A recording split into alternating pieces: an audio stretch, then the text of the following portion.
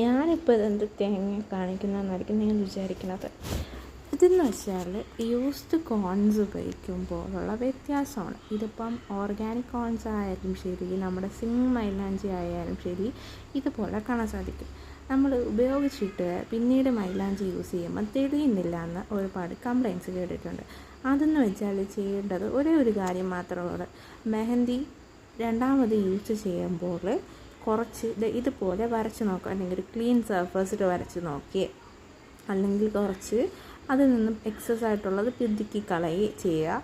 പിതുക്കി കളഞ്ഞിട്ട് മൈലാഞ്ചിയുടെ കളർ വ്യത്യാസം വരും. ആദ്യം ഒരു ഗ്രീനിഷ് കളറും പിന്നെ ഒരു ബ്രൗണിഷ് കളറും ആകുമ്പോൾ ആ ഒരു ബ്രൗണിഷ് കളർ വെച്ചിട്ട് നിങ്ങൾ മൈലാഞ്ചി ഇടുക. അല്ലെങ്കിൽ നിങ്ങൾ ആ ഗ്രീൻ പാർട്ട് വെച്ച് നിങ്ങൾ മൈലാഞ്ചി ഇട്ടാലും ആ ഒരു ഭാഗത്ത് തെളിയില്ല കേട്ടോ.